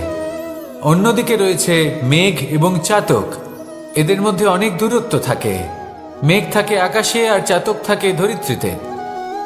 কিন্তু যখন এই মেঘ থেকে বৃষ্টি ঝরে পড়ে, এই চাতক কিন্তু সেই জলই পান করে, নয়তো সে তৃষ্ণার্ত থেকে যায়। এবার অন্যদিকে দেখলাম শিশির বিন্দু আর পাতার এই সম্পর্ক। এরা খুব কাছাকাছি থাকে, ঘনিষ্ঠও থাকে। অন্যদিকে রয়েছে মেঘ এবং চাতকের সম্পর্ক, যাদের মধ্যে অনেক দূরত্ব থাকা সত্ত্বেও তারা খুব ঘনিষ্ঠ, তাই না? এই সারমর্ম খুব সরল। এই নৈকট্য, এই দূরত্ব, তা আপনার সম্পর্কে প্রভাব কিছুতেই ফেলতে পারে না। এই নৈকট্য, এই দূরত্ব, এইসব হলো শুধুমাত্র মনের ব্যাপার। কখনো আপনি অনুভব করেছেন আপনি কারোর থেকে অনেক অনেক দূরে আছেন, অনেক দূরে আছেন, তাও সেই ব্যক্তির প্রতি আপনি টান অনুভব করেন। সেখানে আপনি কারোর সাথে প্রত্যেক দিন অতিবাহিত করেন, সমস্ত জীবন অতিবাহিত করেন, সব থেকে বেশি সময় তার সাথে অতিবাহিত করেন, তাও তার প্রতি সেই টান অনুভব করেন না। এই সংকেত হলো মনের দূরত্বের। তাহলে মনের এই দূরত্ব দূর করুন আর আমার সাথে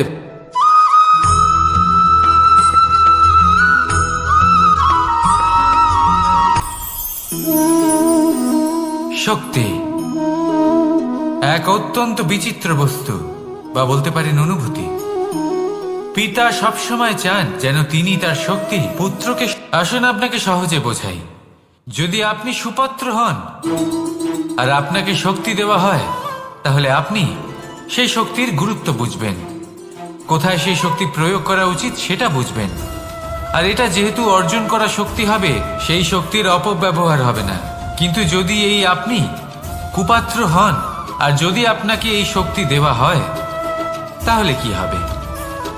দেখতে গেলে এই শক্তি আপনি দান হিসেবে পেয়েছেন, তাই না আপনি এই শক্তির গুরুত্ব বুঝবেন আর না এর প্রয়োগ আপনি জানবেন। তার অপব্যবহার হওয়া সুনিশ্চিত। তাই যদি আপনি কোনো শক্তি অর্জন করতে চান, তাহলে আগে তার যোগ্য হয়ে উঠুন। পুত্র নয়, পাত্র হয়ে উঠুন। আর আমার সাথে ভালোবেসে বলুন, রাধা রাধা।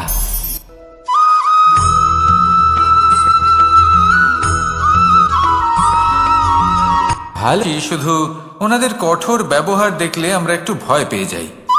এবার ওনাদের এই কঠোর ব্যবহার আমাদের ভালো না লাগলেও অত্যন্ত আবশ্যক, কারণ মাতার থেকে আমরা যে শক্তি লাভ করি তা যেন নিয়ন্ত্রণ হারিয়ে বিধ্বংসী না হয়ে ওঠে।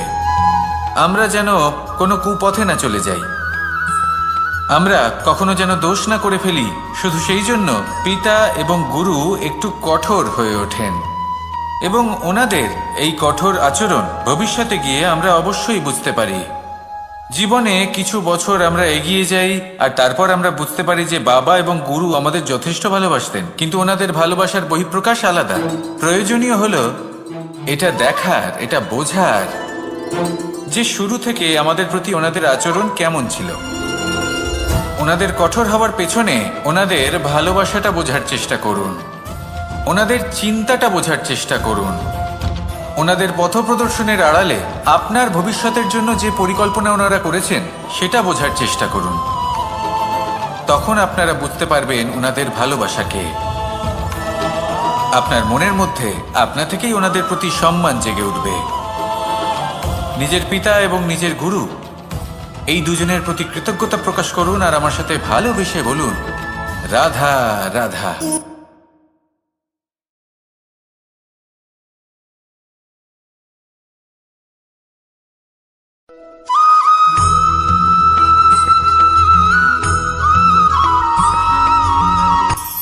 কখনো কোনো বাগানের কোনো বৃক্ষকে দেখেছেন যেখানে সুগন্ধি ফুল থাকে, রসালো ফল থাকে?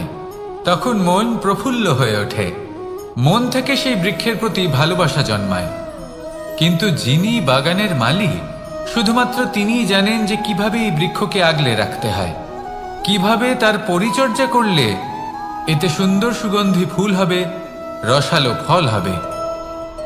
কখনো কখনো প্রয়োজনের থেকে বেশি রোদ পেলে এই বৃক্ষগুলি শুকিয়ে যায়, প্রয়োজনের থেকে কম রোদ পেলেও এই বৃক্ষ কিন্তু শুকিয়ে যায়। প্রয়োজনের থেকে কম জল যদি পায়, এই বৃক্ষ শুকিয়ে যেতে পারে। প্রয়োজনের থেকে অতিরিক্ত জল যদি পায়, তখনও এই বৃক্ষের শিকড়গুলি নষ্ট হয়ে যেতে পারে। এবার এটাই কিন্তু আমাদের সংসারের সাথেও হয়। আমাদের সংসারের সকল প্রতিভাশালী ব্যক্তি, যেমন লেখক, বিচারক, প্রবক্তা, যোদ্ধা, এদের সবার ক্ষেত্রে এই কথাটাই প্রযোজ্য। যদি বেশি প্রশংসা করা হয়, তাহলেও এরা হারিয়ে যাবেন। প্রয়োজনের থেকে বেশি যদি নিন্দা করা হয়, তখনও তারা নত হয়ে পড়বেন।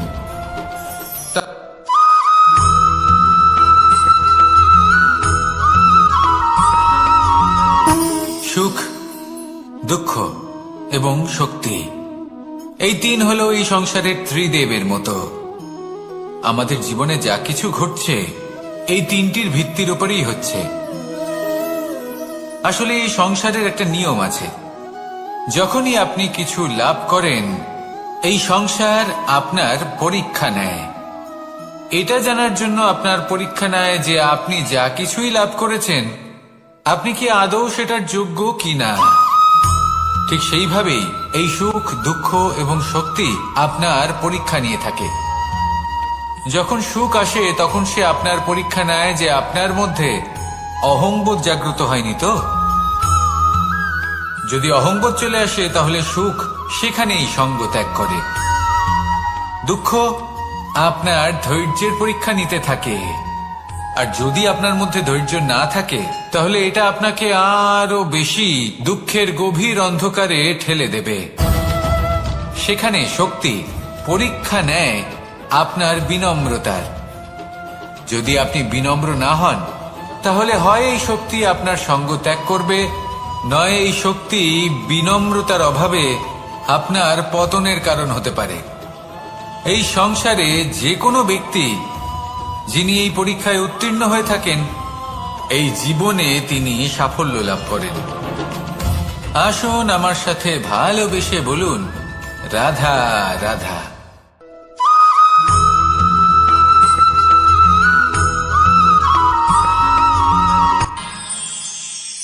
আমরা সবাই সূর্যকে সম্মান কেন করি? কারণ আমরা জানি যে সন্ধেবেলা যখন সূর্যাস্ত হবে, তখন শুধুমাত্র অন্ধকার বাকি থাকবে। ঠিক কিছুটা এরকমই হয় আমাদের মাতা পিতাও, যিনি আমাদের জন্ম দেন, আমাদের ভরণ পোষণ করেন, আমাদের বড় করেন, আমাদের প্রেম প্রদান করেন। কখনো কখনো তাদের মুখ থেকে কটু কথা নিঃসৃত হয়, আমাদের দুঃখ হয়, কিন্তু তখন আমাদের এটা বোঝা উচিত এগুলি নিঃসৃত হচ্ছে আমাদেরই মঙ্গলের জন্য। যেমন সূর্যদেব, উনিও উত্তাপ দিয়ে থাকেন আমাদেরই মঙ্গলের জন্য, যাতে ফসল পাকতে পারে, যাতে জল বাষ্প হয়ে মেঘ হতে পারে, বৃষ্টি হতে পারে, আর এই সংসারে নিরন্তর জলের প্রবাহ থাকে। আমাদের মাতা পিতা, তাদের কঠোর আচরণ, তাদের কঠোর অনুশাসনের পেছনে লুকিয়ে থাকে ওনাদের ভালোবাসা। আমাদের তা বুঝতে হবে, সসম্মানে ওনাদের গ্রহণ করতে হবে। কারণ ঠিক সূর্যাস্তের পরে যেমন চতুর্দিক অন্ধকারচ্ছন্ন হয়ে যায়, তেমনি আমাদের জীবন থেকে যখন আমাদের মাতা পিতা চলে যায়, তখন আমাদের জীবনেও শুধু এবং শুধুমাত্র অন্ধকারই ছেয়ে থাকে। সেই জন্য নিজের মাতা পিতাকে সম্মান করুন, ওনাদের ভালোবাসা প্রদান করুন। এই মন আর এই জীবন প্রসন্ন হয়ে বলবে, রাধা রাধা।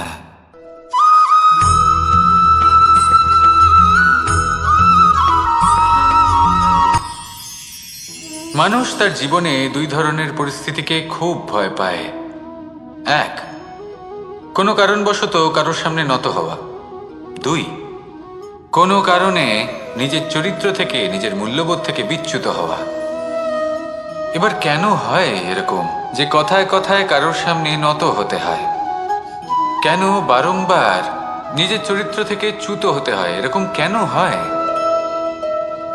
এটা তখনই হয় যখন আমাদের শিক্ষা এবং মূল্যবোধের অভাব থাকে।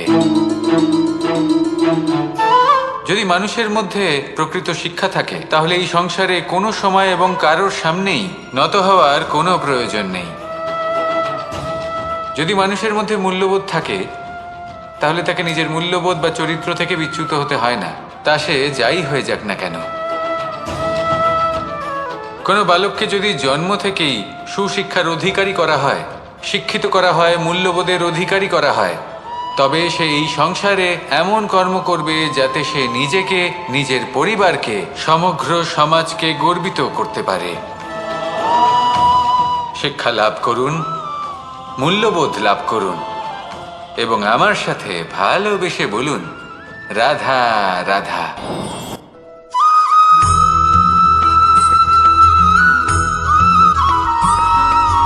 কথায় আছে, প্রত্যেক পুত্র তার পিতার প্রতিচ্ছবি হয়, আর সমস্ত প্রতিচ্ছবি চায় যেন সে তার অস্তিত্ব প্রাপ্ত করতে পারে।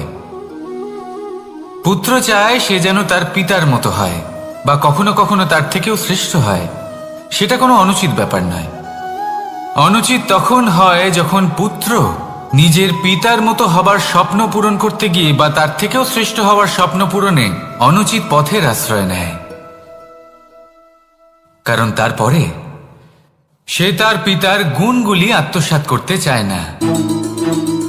সে শুধুই এটা চায় যে সংসারের চোখে যেন আমি শ্রেষ্ঠ প্রমাণিত হই। এটা অনুচিত। সংসারে এমন অনেক মানুষ আছেন যারা এই কারণে শ্রেষ্ঠ হবার চেষ্টা করেন যাতে তার পরিবারের, তার পিতার সম্মান বৃদ্ধি পায়।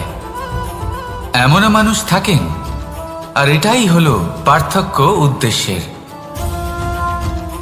মনে রাখবেন, যদি আপনার উদ্দেশ্য শুভ হয় তাহলে পথও শুভ হবে, যদি আপনার উদ্দেশ্য অশুভ হয় তাহলে পথও অশুভ হবে। তাহলে নিজের পিতার মতো হবার চেষ্টা অবশ্যই করুন, তার থেকেও শ্রেষ্ঠ হওয়ার চেষ্টা অবশ্যই করুন, কিন্তু মনে রাখবেন আপনার সংকল্প আর আপনার উদ্দেশ্য এই দুই শুভ হওয়া উচিত। তাহলে আসুন আর আমার সাথে ভালোবেসে বলুন, রাধা রাধা।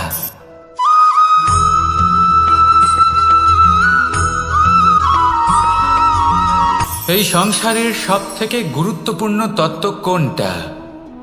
প্রথম হলো সময়। জন্ম থেকে মৃত্যু পর্যন্ত এই যে সময়, এটাই তো হলো জীবন। দ্বিতীয় হলো জীবন, যাতে আমরা সময়ের সদ্ব্যবহার করি, শ্রেষ্ঠ থেকে শ্রেষ্ঠতর কাজ করার চেষ্টা করি। বহু বছরের এই পরম্পরা, এই সংস্কৃতিকে এগিয়ে নিয়ে যাওয়ার চেষ্টা করি। এই সংসারে আমরা অংশগ্রহণ করতে চেষ্টা করি। তৃতীয় হলো ধন, সেই ধন যা প্রত্যেক ব্যক্তি অর্জন করতে চেষ্টা করেন। এবার এই তিনটি তত্ত্বের মধ্যে একটা সামঞ্জস্য আছে, সমান ব্যাপার আছে। সে ধনই হোক বা সময় হোক বা হোক জীবন। আর সেই সমান ব্যাপার হলো যে যদি আপনি এটা গণনা করতে থাকেন তাহলে তা কমতে থাকে, যদি আপনি এটা ব্যবহার করেন তাহলে তা বাড়তে থাকে। একে সংগঠিত করে রাখতে চেষ্টা করলে এ হাত থেকে ফসকে যায়, কিন্তু যদি আপনি একে সামলে রাখতে শিখে যান তাহলে এমন কাজ করবেন যাতে সংসারের সাথে সাথে পরবর্তী প্রজন্ম লাভবান হবে। যদি কিছু শিখতে চান তাহলে সামলাতে শিখুন, গণনা করা বা সংগঠিত করা নয়। আসুন আর আমার সাথে ভালোবেসে বলুন, রাধা রাধা।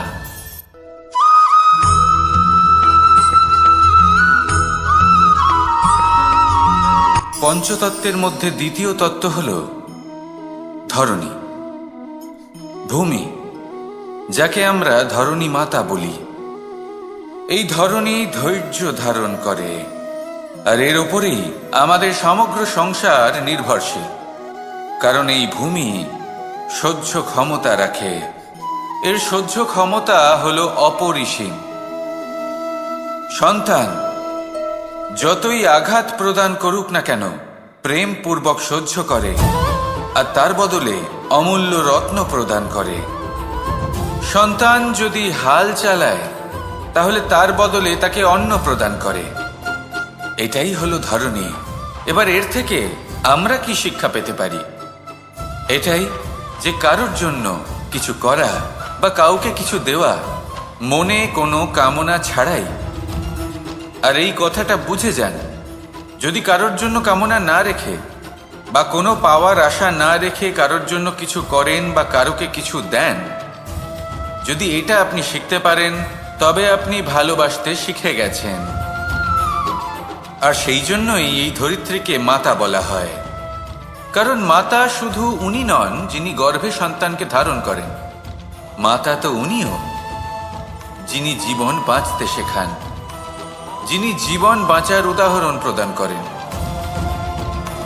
তাহলে ধরনীর থেকে এই নিঃস্বার্থ ভাব শিখুন, নিঃস্বার্থ ভালোবাসা শিখুন, আর এই ভালোবাসার সাথেই বলুন রাধা রাধা।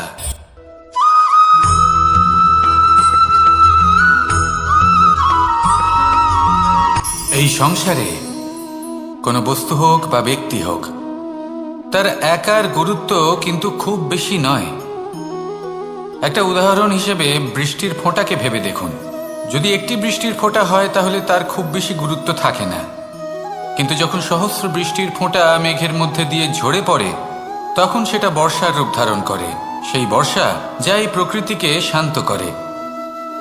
সেইভাবেই পাথরের ছোট টুকরো, তার খুব বেশি গুরুত্ব থাকে না, কিন্তু যখন অসংখ্য পাথরের টুকরো একত্রিত হয় তখন তা পর্বতের আকার ধারণ করে।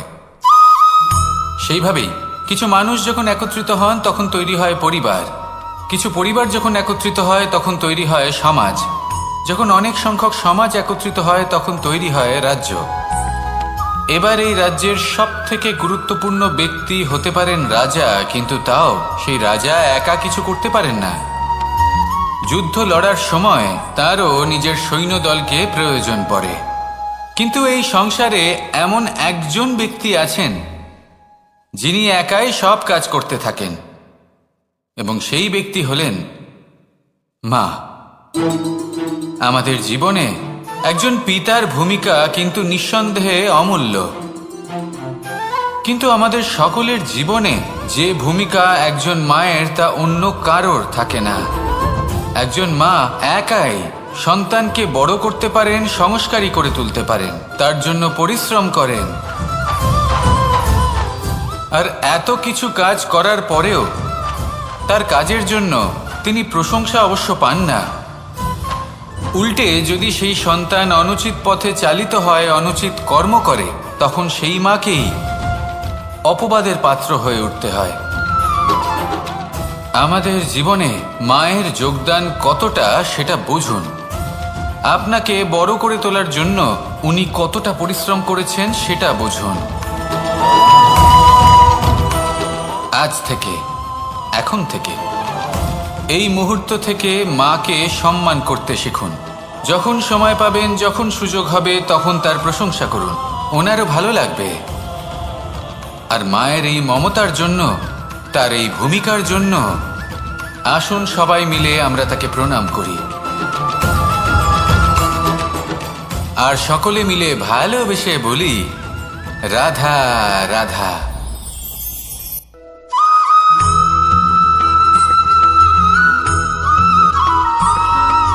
মানুষের একটি সমস্যা আছে যে মানুষ সাফল্যকে মাপতে থাকেন, লক্ষ্যপ্রাপ্তিকে মাপতে থাকেন এবং তার তুলনা করতে থাকেন যে ও এত কিছু পেল আর আমি পেলাম না, ওর কাছে এত কিছু আছে কিন্তু আমার কাছে নেই। এই তুলনা করার জন্য ওনারা দুঃখী হয়ে পড়েন, নিরাশ হয়ে পড়েন। তাই আমি একটা প্রশ্ন করছি যে এটা কি উচিত? এই সংসারে আপনি কি নিয়ে তুলনা করবেন, যেখানে সূর্যদেব চন্দ্রমা দুজনেই আছেন, দুজনেই হলেন বিশেষ, দুজনেই নিজ নিজ সময়ে উদিত হন। এদের মধ্যে একজন না থাকলে তাহলে আমাদের জীবন কঠিন হয়ে পড়বে। ঠিক সেইভাবেই আপনি যদি একটা বড় রেখা অঙ্কন করেন তাহলে অন্য রেখাটি ছোট হয়ে পড়ে না, সে তেমনই থাকে যেমনটা সে ছিল। আপনার অস্তিত্ব কখনো ছোট বা বড় হতে পারে না। শুধু তুলনা করার জন্য আপনার এটা মনে হতে পারে। যদি আপনি যুদ্ধ করতে চান আপনার তলোয়ারের প্রয়োজন পড়বে। যদি বস্ত্র তৈরি করতে চান এত বড় তলোয়ার দিয়ে কিছুই হবে না, তখন প্রয়োজন পড়বে একটা ছোট্ট সূচের। তাই তুলনা করবেন না, না নিজেকে ছোট মনে করবেন না অন্য কাউকে। সবার সাথে সহযোগিতা করুন, আর যদি তুলনা করতেই হয় নিজের সাথে করুন, যে কাল আমি কেমন ব্যক্তি ছিলাম, আজ কি তার থেকে শ্রেষ্ঠ হয়ে উঠতে পেরেছি। ভেবে দেখুন ভবিষ্যতে গিয়ে আপনি কতটা শ্রেষ্ঠ ব্যক্তি হতে পারেন। আসুন আমার সাথে ভালোবেসে বলুন, রাধা রাধা।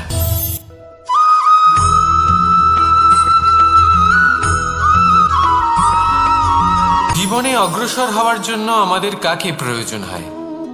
মাতা পিতা, বন্ধু, প্রেম, সাহায্য, অর্থ, পরিশ্রম, আশা। ভিন্ন ভিন্ন মানুষ ভিন্ন ভিন্ন বিকল্প চয়ন করে। যদি আমি আপনাকে বলি তাহলে জয় আর পরাজয়ের মন্ত্র দুটো শব্দের উপর নির্ভর করে, মেনে নেওয়া আর দৃঢ় হওয়া। যদি মেনে নেন তাহলে হেরে যাবেন, যদি দৃঢ় হন তাহলে নিশ্চিত রূপে জয়ী হবেন। যদি কখনো আপনি ক্লান্ত হয়ে ওঠেন, আপনি দুঃখী হন, পুরোপুরি ভেঙে পড়েছেন, তখন মেনে নেবেন না যে আপনি ভেঙে পড়েছেন, নয়তো হেরে যাবেন। তখন উল্টে স্থির করবেন যে যাই হয়ে যাক না কেন আমি জয়ী হবই। আর আপনি দেখবেন যে জয় নিশ্চিত রূপে আপনার কাছেই আসবে। তাহলে এই কথা মনে রাখবেন আর আমার সাথে ভালোবেসে বলবেন, রাধা রাধা।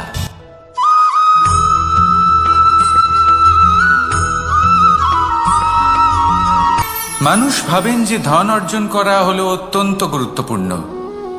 তিনি আজীবন ধন অর্জন করতে থাকেন, ধন অর্জন করার চেষ্টা করতে থাকেন। সে যাই হয়ে যাক না কেন পরিশ্রম করতে থাকেন। স্বাস্থ্যের দিকে নজর দেন না, না উচিত সময় খাবার খান, না উচিত সময় ঘুমোতে যান, না পর্যাপ্ত সময় পর্যন্ত ঘুমন, কিছুই না। ধন অর্জন করতেই থাকেন, করতেই থাকেন। আর কিছু সময় পরে যখন তিনি অসংখ্য ধন লাভ করে ফেলেন, তখন তার সাথে ওনার শরীরে অনেক রোগ বাসা বাঁধে। এইসব রোগের উপচার করতে করতে সেই সমস্ত ধন যা উনি অর্জন করেছেন তা তিনি ব্যয় করে ফেলেন।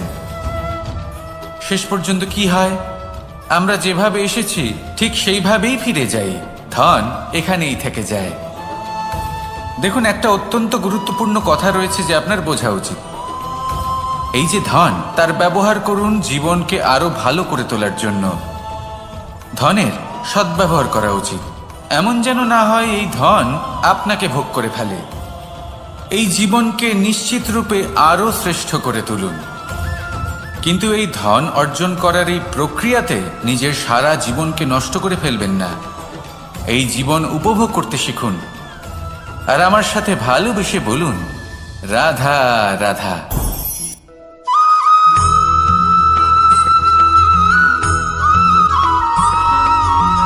এই সংসারে সব থেকে বেশি কোমল বস্তু হলো রেশম। এই রেশম এতটাই কোমল হয় যে এর পুরো একটা থান শুধুমাত্র একটা হাতে ধরা সম্ভব। কখনো ভেবে দেখেছেন এই রেশম কিভাবে হয়? একটি কীট তার লালার দ্বারা উৎপন্ন হয়। এই কীট সেই রেশমকে পাক দিতে থাকে, পাক দিতেই থাকে, দিতেই থাকে, আর আস্তে আস্তে তার মধ্যেই জড়িয়ে পড়ে। শেষে ওর এই সুন্দর অমূল্য সৃষ্টি রেশমের এই সুতো, তার নির্মাণ কার্য পূর্ণ হয়। কিন্তু তাতেই ও নিজে বন্দী হয়ে যায়। নিজেরই মায়াজালের এই বন্দী গৃহে নিজেই ফেঁসে যায়।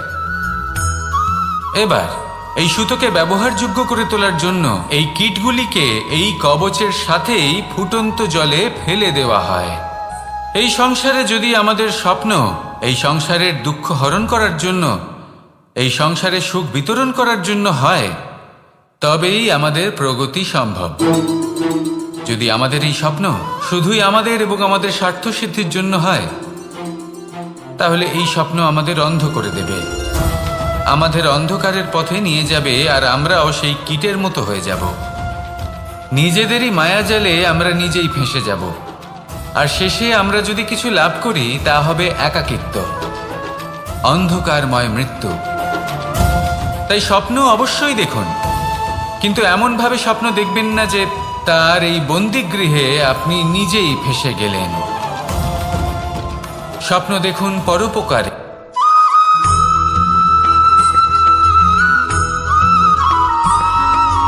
কথায় আছে, প্রত্যেক পুত্র তার পিতার প্রতিচ্ছবি হয়। আর সমস্ত প্রতিচ্ছবি চায় যেন সে তার অস্তিত্ব প্রাপ্ত করতে পারে। পুত্র চায় সে যেন তার পিতার মতো হয় বা কখনো কখনো তার থেকেও শ্রেষ্ঠ হয়। সেটা কোনো অনুচিত ব্যাপার নয়। অনুচিত তখন হয় যখন পুত্র নিজের পিতার মতো হবার স্বপ্ন পূরণ করতে গিয়ে বা তার থেকেও শ্রেষ্ঠ হওয়ার স্বপ্ন পূরণে অনুচিত পথের আশ্রয় নেয়। কারণ তারপরে সে তার পিতার গুণগুলি আত্মসাৎ করতে চায় না। সে শুধুই এটা চায় যে সংসারের চোখে যেন আমি শ্রেষ্ঠ প্রমাণিত হই। এটা অনুচিত। সংসারে এমন অনেক মানুষ আছেন যারা এই কারণে শ্রেষ্ঠ হবার চেষ্টা করেন যাতে তার পরিবারের তার পিতার সম্মান বৃদ্ধি পায়।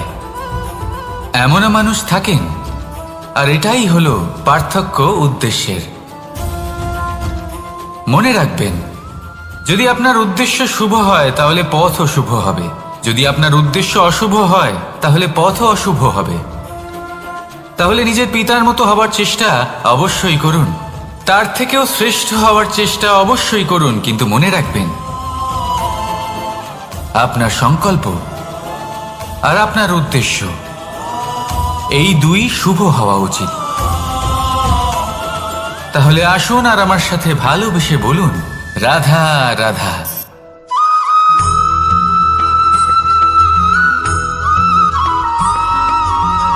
মানুষ ভাবেন যে ধন অর্জন করা হলো অত্যন্ত গুরুত্বপূর্ণ। তিনি আজীবন ধন অর্জন করতে থাকেন, ধন অর্জন করার চেষ্টা করতে থাকেন। সে যাই হয়ে যাক না কেন, পরিশ্রম করতে থাকেন। স্বাস্থ্যের দিকে নজর দেন না, না উচিত সময় খাবার খান, না উচিত সময় ঘুমোতে যান, না পর্যাপ্ত সময় পর্যন্ত ঘুমন, কিছুই না। ধন অর্জন করতেই থাকেন, করতেই থাকেন। আর কিছু সময় পরে যখন তিনি অসংখ্য ধন লাভ করে ফেলেন, তখন তার সাথে ওনার শরীরে অনেক রোগ বাসা বাঁধে।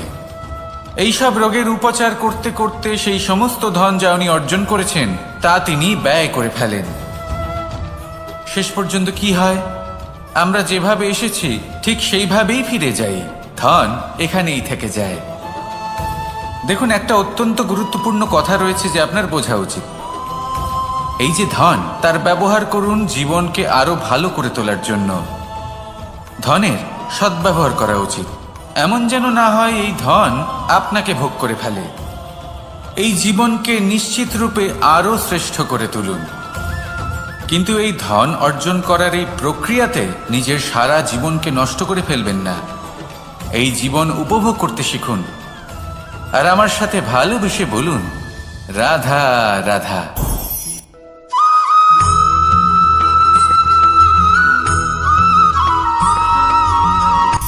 সূচের শেষে একটি ছিদ্র থাকে যার দ্বারা আমরা এই সুতো পরাতে পারি। আর তারপর সূচের সাহায্যে এই সুতো দিয়ে বস্ত্র সেলাই করা যায়।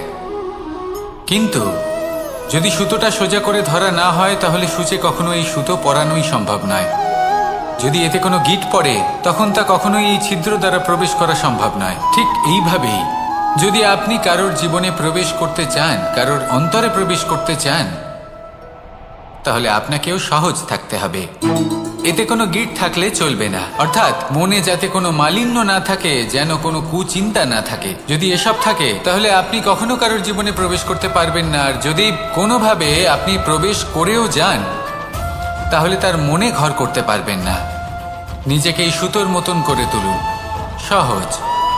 মনে যেন কোনো কুচিন্তা না থাকে, সবার প্রতি যেন সদ্ভাবনা থাকে, শুভ চিন্তা থাকে। এমনটা করতে থাকুন। এমন একটা দিন আসবে যেদিন এই সমস্ত সংসারের ব্যক্তির মনে আপনি বাস করবেন। আর তখন এই মন প্রসন্ন হয়ে বলবে, রাধা রাধা।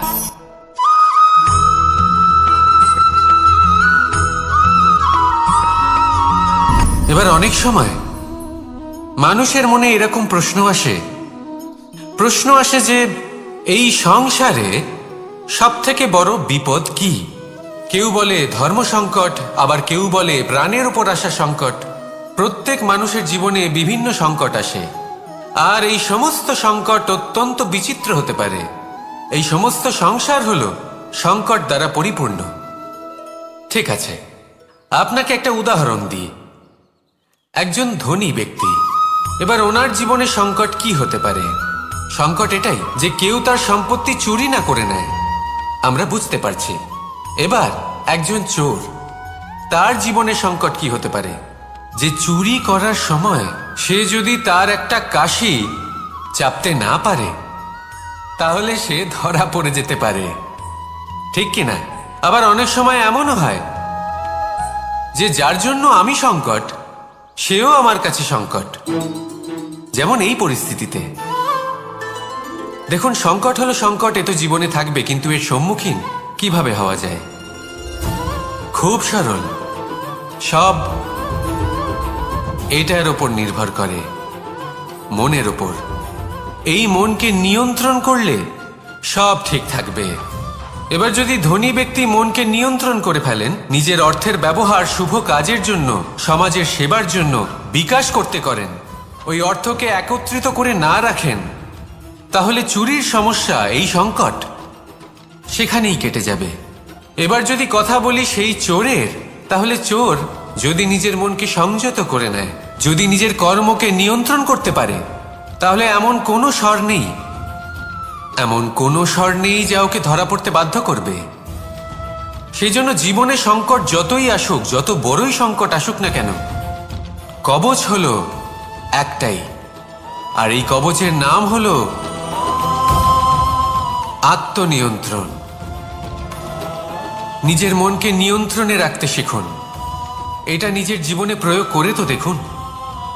যদি আপনি করতে পারেন, তবে আপনি দেখবেন যে সংকট তো জীবনে আসা যাওয়া করে, কিন্তু সেই সংকটগুলির সম্মুখীন আপনি এইভাবে করতে পারবেন। তাহলে সেটাই করুন, আর আমার সাথে ভালোবেসে বলুন, রাধা রাধা।